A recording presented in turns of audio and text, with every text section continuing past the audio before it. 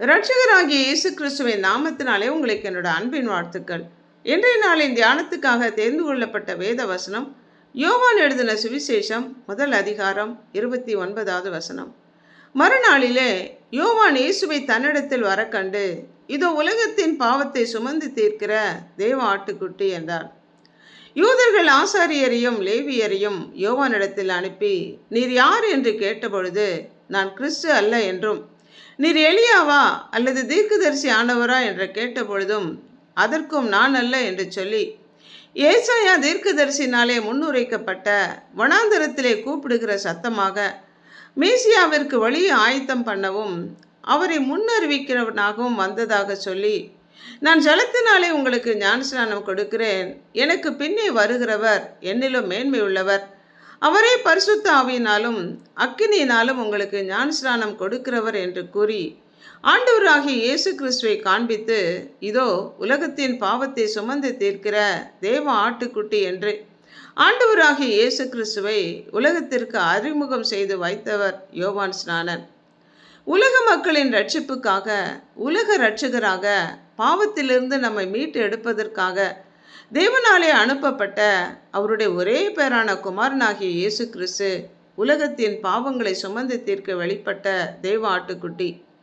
அவருடைய இரத்தத்தினாலே தான் பாவ மன்னிப்பாகிய மீட்பு இவருக்குள் நமக்கு உண்டாகி இருக்கிறது. இயேசு கிறிஸ்துவோட இரத்தம் சகல பாவங்களையும் நீக்கி நம்மை சுத்திகரித்து நாம் அவருக்குள் தேவ நீதியாகும்படி பாவம் அறியாத அவர் நமக்காக பாவமாக்கப்பட்டார். நாம் பாவங்களுக்கு செத்து நீதிக்கு பிழைத்திருக்கும்படி இயேசு கிறிஸ்து தம்முடைய சரீரத்திலே நம்முடைய பாவங்களை சிலுவையிலே சுமந்தார். வெள்ளாட்டுக்கடா, இளங்காளை இவைகளுடைய இரத்தத்தினால் அல்ல, தம்முடைய சொந்த இரத்தத்தினாலே நமக்காக நித்திய மீட்பை உண்டு பண்ணினார்.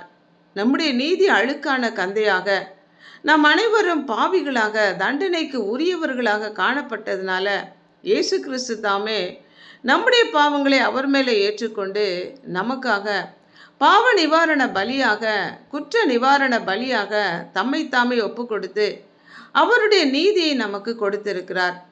நம்மையும் நம்முடைய மனசாட்சியும் பாவமர கழுவி சுத்திகரித்து பிதாவாகிய தேவனோடு கூட நம்மை ஒப்புரவாக்கி நம்மை பரலோகத்துக்கு கொண்டு செல்ல ஆயத்தப்படுத்துகிறார்.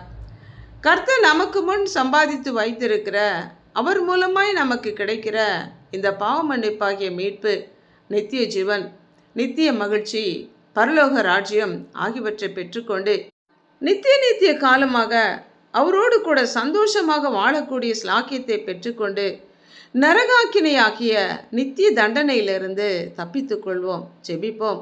அன்புள்ள ஆண்டவரே, எங்களுடைய பாவங்களை சுமந்து தீர்க்க வெளிப்பட்ட தேவ ஆட்டுக்குட்டியானவரே, எங்களுக்காக மரித்து அடக்கம் பண்ணப்பட்டு 3ஆம் நாளிலே உயிரோடு எழுந்து பிதாவாகிய தேவனிடம் எங்களுக்காக பரிந்து பேசி கொண்டிருக்கிற தயவிற்காக நன்றி செலுத்தி, எங்களுக்காக நீர் சம்பாதித்து வைத்திருக்கிற இந்த இலவசமான பாவ மன்னிப்பாகிய மீட்பை நாங்கள் இழந்து போகாதபடி அதை பெற்றுக்கொள்ளத்தக்கதான கிருபை தரும்படியாய் எங்கள் ஒவ்வொருவரையும் அர்ப்பணித்து இயேசு கிறிஸ்துவின் நாமத்தினால் ஜெபிக்கிறோம் பிதாவே.